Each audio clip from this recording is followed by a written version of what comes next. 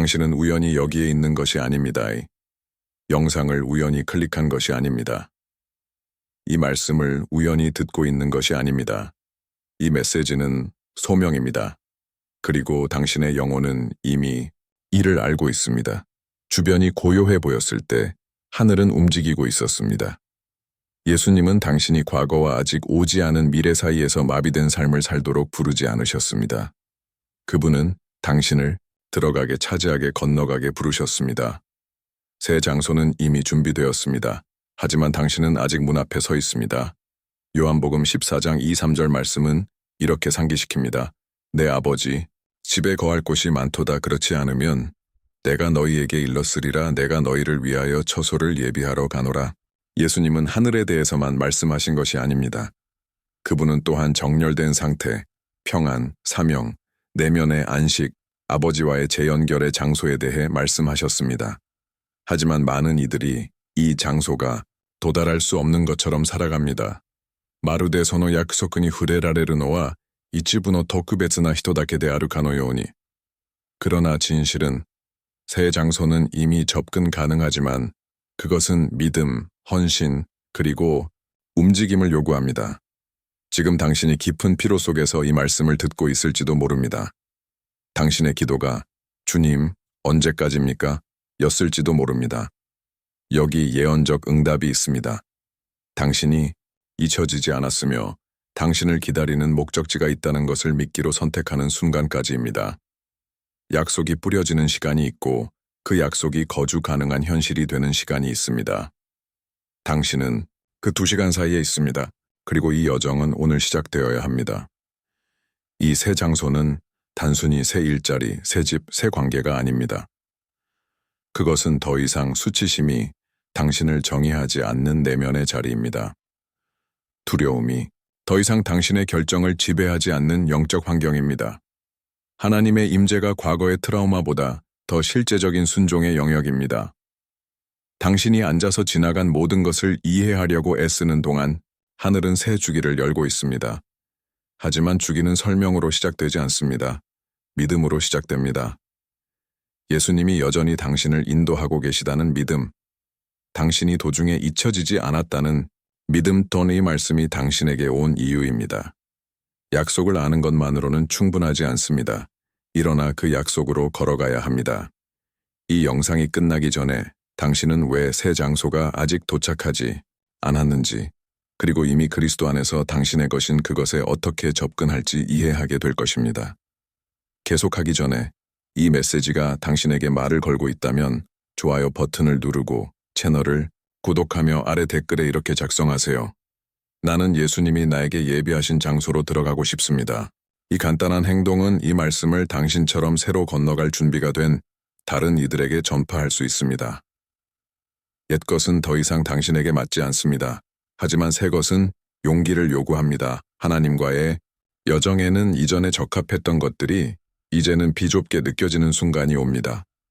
당신을 품어주던 장소가 이제는 당신을 숨 막히게 합니다. 익숙했던 언어가 더 이상 당신이 된 모습을 표현하지 못합니다. 당신을 나타내던 영적 옷이 이제는 맞지 않게 느껴집니다. 이것은 혼란이 아닙니다. 성장입니다. 당신은 성령에 의해 이미 목적을 다한 것 밖으로 밀려나고 있습니다. 하지만 주의하세요. 새 장소는 옛 당신에게 주어지지 않습니다. 예수님은 마가복음 2장 22절에서 말씀하셨습니다. 새 포도주를 낡은 가죽 부대에 넣는 자가 없나니 이는 포도주가 좋지 않아서가 아니라 낡은 가죽 부대가 새 것이 요구하는 발효 과정을 견디지 못하기 때문입니다. 그것은 찢어지고 새고 그릇과 내용물을 모두 망가뜨립니다. 당신이 늘어나고 도전받고 불편함을 느끼는 이유는 바로 이것입니다. 성령이 당신을 새 것을 담을 수 있도록 준비시키고 있기 때문입니다. 그리고 옛 것은 더 이상 적합하지 않습니다. 로마서 12장 2절은 이렇게 말합니다. 너희는 이 세대와 같은 모습이 되지 말고 너희 마음을 새롭게 함으로써 변화를 받아라. 새 장소는 감정으로 접근되지 않습니다. 새롭게 된 마음으로 접근됩니다. 당신은 옛 논쟁을 가지고 새 것에 들어갈 수 없습니다. 두려움, 비교, 죄책감, 통제로 가득한 마음을 유지하면서 약속을 거주할 수 없습니다. 당신은 믿음의 세월이 지난 후에도 내면에서 다시 태어나야 합니다. 많은 이들이 영적으로 정체되는 이유는 이것입니다. 그들은 하나님의 새 것을 원하지만 이집트의 안락함을 사랑합니다. 약속의 땅을 원하지만 거인들과 맞서기를 거부합니다. 약속을 원하지만 순종을 두려워합니다. 예수님은 라자로를 부르셨듯 당신을 부르고 계십니다. 나와라. 요한복음 11:43. 하지만 라자로는 주님의 음성을 들은 후에도 여전히 죽음의 옷을 입고 무덤에서 나왔습니다. 죽음의 옷은 저절로 벗겨지지 않습니다. 그것을 벗어야 합니다. 나는 더 이상 이것이 아니다.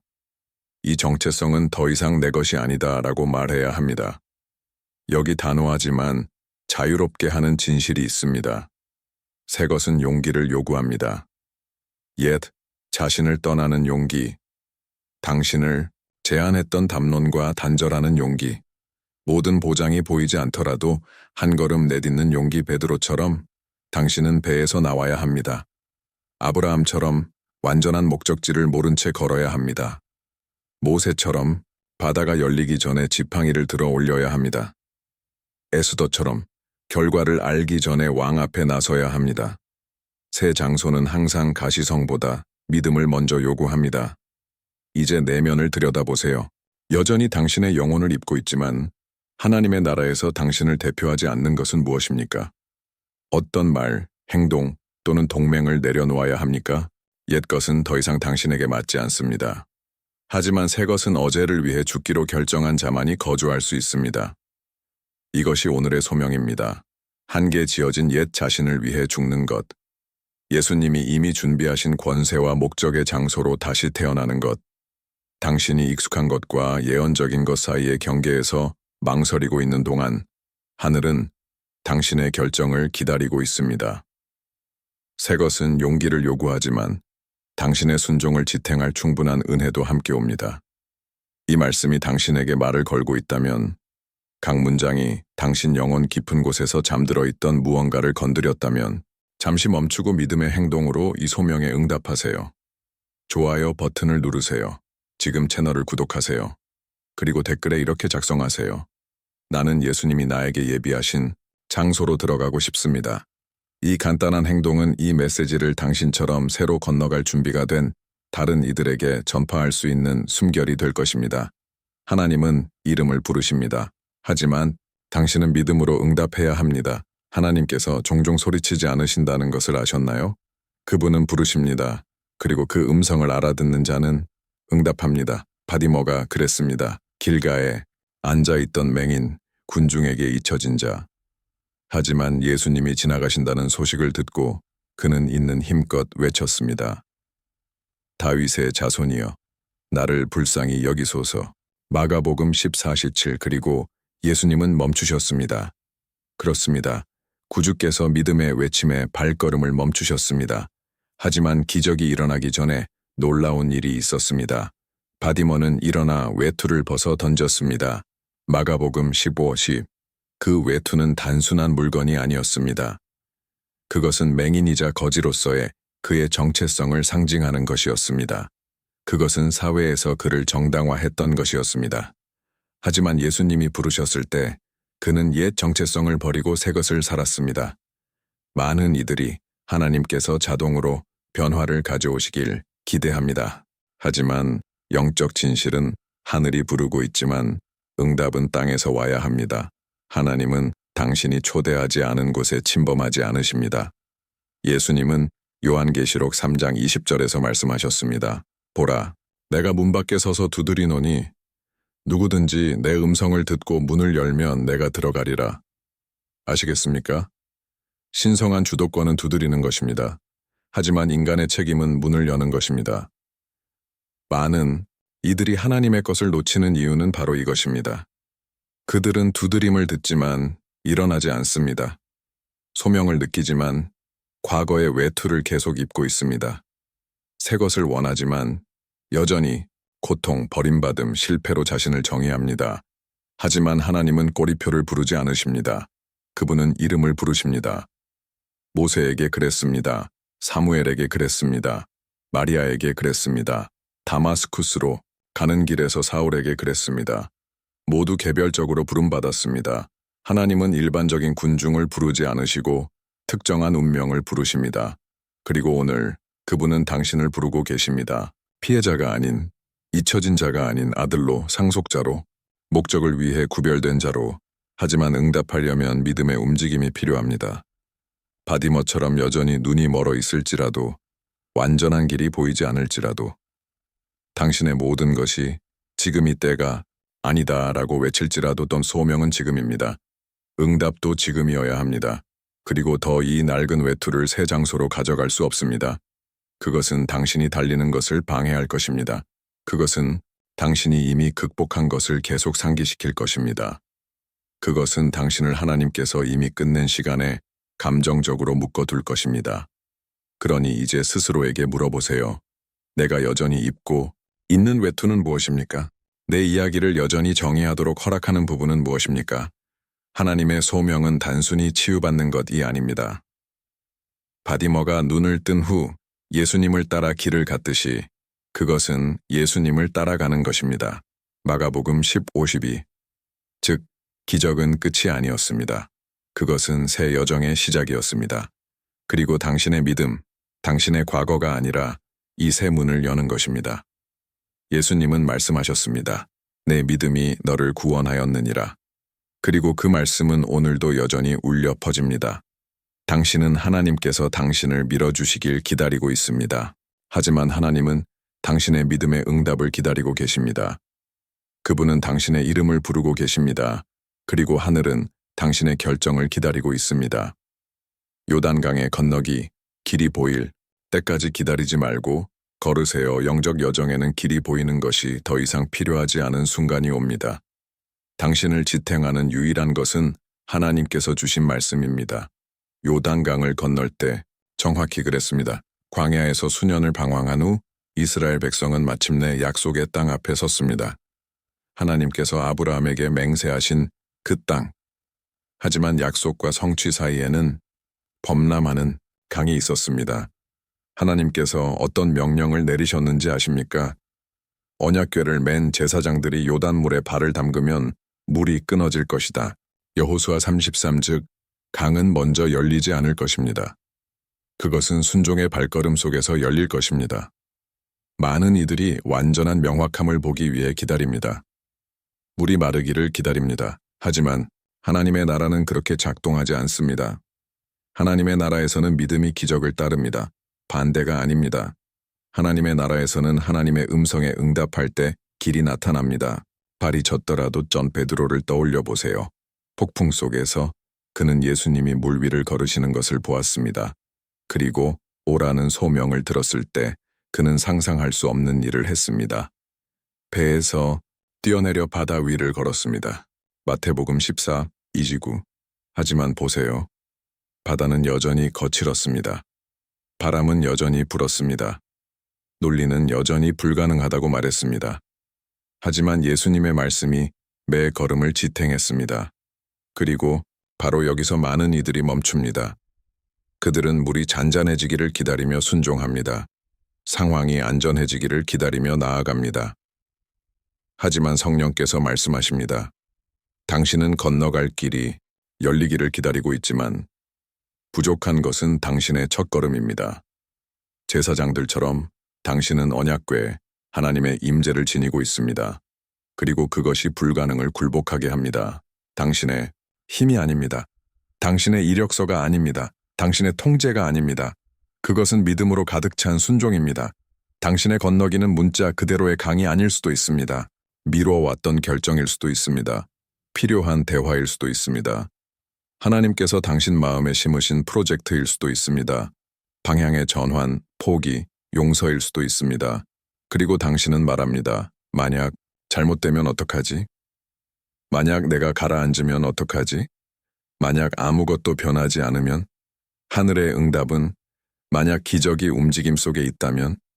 당신은 보이는 것으로 걷도록 부름받지 않았습니다. 믿음으로 걷도록 부름받았습니다. 그것이 당신을 새 장소로 이끄는 건너기입니다. 그리고 이스라엘처럼 당신은 이 요단을 혼자 건너지 않을 것입니다. 하나님은 이미 앞서 가십니다. 그분은 당신의 발이 움직이기를 기다리시며 물이 갈라지게 하십니다. 이것이 신성한 논리입니다.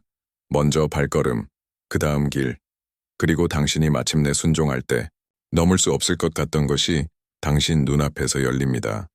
불가능은 항상 순종하는 믿음에 응답하기 때문입니다.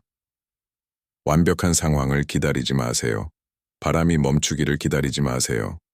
순종이 접근을 열어줍니다. 그리고 당신의 건너기는 하나님의 음성보다 주변 상황을 더 신뢰하기로 결정할 때 시작됩니다. 새 장소는 새 언어를 요구합니다. 예언적 말씀의 힘 당신은 옛 시간의 언어를 가지고 새 장소에 들어갈 수 없습니다.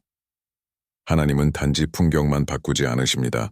그분은 건너가기로 결정한 자의 언어, 정체성 고백을 변화시키십니다. 이스라엘 백성은 강력한 표적으로 이집트에서 해방되었지만 40년을 광야에서 보냈습니다. 그것은 하나님께서 그 땅을 준비하지 않으셨기 때문이 아니라 그들이 약속에 맞춰 말을 정렬하기를 거부했기 때문입니다. 그들은 불평했습니다. 의심했습니다. 그들은 말했습니다. 이집트에서 죽었더라면 더 나았을 텐데. 민수기 14:2. 그리고 그들은 약속을 멀리서 보았지만 그 안으로 들어가지 못한 세대의 운명을 결정지었습니다. 말에는 힘이 있습니다. 이것은 비유가 아니라 영적 진실입니다. 잠언 18장 21절은 선언합니다. 죽고 사는 것이 혀의 권세에 달렸나니 그 혀를 쓰기 좋아하는 자는 그 열매를 먹으리라. 당신은 돌파를 구하며 기도하지만 입에서 나오는 것은 나는 할 수 없어. 아무것도 변하지 않아. 이건 나를 위한 것이 아닌 것 같아. 모든 걸 다 시도해봤어. 이 말들은 단순한 하소연이 아닙니다. 그것은 불신과의 언어적 동맹입니다. 그리고 새 장소는 모든 것이 똑같아 보일 때에도 예언적 선언을 요구합니다. 예수님은 보이는 대로 말하지 않으셨습니다. 아버지께서 계시하신 대로 말씀하셨습니다. 라자로가 죽었을 때 그분은 늦게 도착했구나 라고 말하지 않으셨습니다. 그분은 라자로 나오라고 하셨습니다. 요한복음 11:43 마비된 자가 침상에 누워있을 때 그분은 그의 고통을 한탄하지 않으셨습니다. 그분은 일어나 네 자리를 들고 걸어가라고 하셨습니다. 마가복음 11 소녀가 이미 죽었을 때 예수님은 선언하셨습니다. 그가 죽은 것이 아니라 자고 있다. 누가복음 8:52 보세요. 예수님의 언어는 고통을 묘사하지 않았습니다. 그것은 미래를 선포했습니다. 그리고 성령께서 당신에게도 똑같이 하라고 부르십니다. 옛 말로 새 것을 저주하는 것을 멈출 때입니다.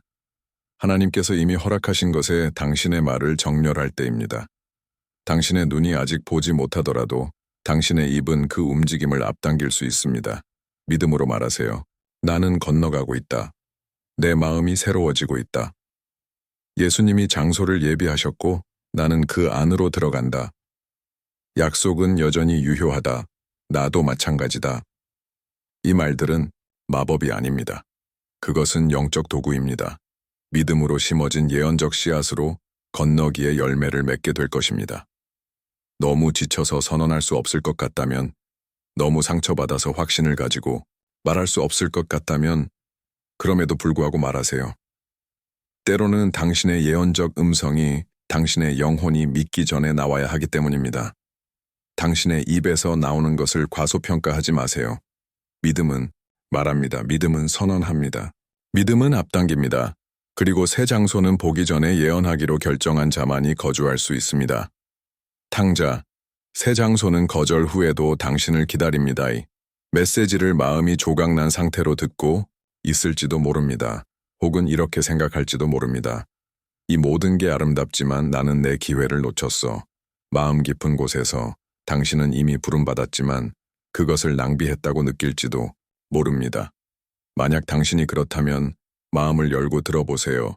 새 장소는 여전히 당신을 기다리고 있습니다. 거절 후에도, 넘어짐 후에도, 수치심 후에도 예수님은 화해의 자격이 없다고 느끼는 모든 이들을 위해 비유를 말씀하셨습니다. 탕자 이야기입니다.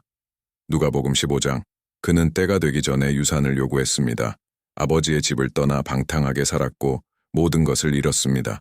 심지어 돼지들과 함께 먹을 정도가 되었습니다. 하지만 성경은 강력한 것을 말합니다.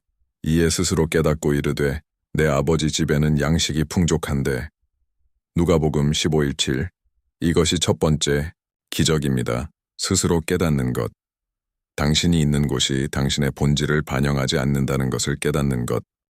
모든 것을 잃은 후에도 아버지의 집이 여전히 당신의 집이라는 것을 아는 것. 그리고 그 아들은 많은 이들이 말하는 것을 말했습니다. 아버지, 나는 당신의 아들이라고 불릴 자격이 없습니다. 하지만 아버지는 심판으로 응답하지 않으셨습니다. 설명을 요구하지 않으셨습니다. 그분은 죄책감의 담론을 회복으로 끊으셨습니다. 아버지는 달려가 맞이하셨습니다. 새 옷을 입히셨습니다. 손가락에 반지를 끼워주셨습니다. 발에 신발을 신겨주셨습니다. 그리고 잔치를 준비하셨습니다. 왜일까요? 아버지에게는 오류보다 귀환이 항상 더 중요하기 때문입니다. 화해보다 과거가 더 강력하지 않습니다. 여기 당신의 내면의 사슬을 끊을 수 있는 영적 진실이 있습니다. 당신은 여전히 식탁에 자리가 있습니다. 잔치가 준비되고 있습니다. 집은 닫히지 않았습니다. 아버지는 여전히 기다리고 계십니다. 당신은 거절했을지 모릅니다. 낭비했을지 모릅니다. 하지만 하나님은 당신을 계획에서 지우지 않으셨습니다. 문은 여전히 열려 있습니다. 그리고 새 장소는 다른 이에게 주어지지 않았습니다. 여전히 당신의 이름을 가지고 있습니다. 물론 돌아오는 길은 겸손을 요구합니다. 깊은 회개가 필요합니다. 하지만 중요한 것은 아버지는 당신을 향해 달려갈 준비가 되어 계십니다. 그분은 당신이 종으로 돌아오길 원하지 않으십니다. 그분은 당신이 아들로 돌아오길 원하십니다. 하지만 이제 새 의식을 가지고 유산에 응석받은 자가 아니라 은혜로 새겨진 자로 덤 권리를 요구하는 자가 아니라 임재를 소중히 여기는 자로, 그리고 오늘 당신이 스스로 깨닫고 있다면, 돌아가야 한다는 것을 느낀다면 미루지 마세요. 일어나 이렇게 말하세요. 아버지, 내가 죄를 지었습니다. 하지만 돌아가고 싶습니다. 나는 자격이 없지만 당신의 회복을 받아들입니다. 주님께서 예비하신 장소로 돌아갑니다. 그곳에만 양식과 생명이 있습니다. 회개가 마음에만 머물게 하지 마세요. 진정한 회개는 걷습니다. 돌아옵니다. 움직입니다. 새 장소는 여전히 당신을 기다립니다. 하지만 돼지우리에서 일어나야 합니다. 지금 이때입니다. 방문의 시간을 놓치지 마세요. 영적 창문은 영원히 열려 있지 않습니다. 하늘이 기울어지는 순간이 있습니다. 그리고 성령께서 속삭이십니다. 지금이다. 예수님께서 예루살렘을 두고 우시며 선언하신 것이 바로 이것입니다. 너도 오늘 이 날의 평화에 이르는 길을 알았더라면, 그러나 이제 내 눈에 숨겨졌다. 누가복음 19:42. 그 도시는 수세기 동안 메시아를 기다렸습니다. 하나님의 아들이 그들 앞에 계셨지만 그들은 방문의 시간을 알아차리지 못했습니다. 그들은 분주했고 종교적이었지만 영적으로 맹인이었습니다. 그리고 그 위험은 여전히 현실입니다. 많은 이들이 말씀을 듣고 소명을 느끼고 감동까지 받지만 순종을 미룹니다. 다음 주에 바꾸겠습니다. 더 강해지면 돌아오겠습니다. 모든 게 진정되면 하나님을 찾겠습니다. 하지만 영적으로 주에 깊게 들어보세요. 방문의 시간은 오늘입니다. 새 장소는 지금 접근 가능합니다. 건너기가 허락되었습니다. 그리고 하늘은 당신의 응답을 기다리고 있습니다. 결정을 미루면 영적 정체로 변하는 순간이 있습니다. 정체는 미묘한 적입니다. 평안을 흉내내지만 마취를 숨깁니다. 모든 것이 괜찮다고 생각하게 하지만 내면에서 당신은 압니다. 무언가가 멈춰 있습니다. 이 말씀이 무게와 긴박함을 가지고 당신에게 온 이유입니다. 하나님은 두려움으로 당신을 압박하지 않으십니다. 사랑으로 초대하고 계십니다. 그분은 말씀하십니다. 아들아, 딸아, 지금이 그 순간이다. 약속의 시간은 미래만이 아니다. 지금 열리고 있다. 이미 정체를 인식했다면, 과거와 될 수 있었던 것 사이에 갇혀 있다면 이제 정렬할 기회입니다. 내일이 아니라, 준비가 됐다고 느낄 때가 아니라 지금입니다.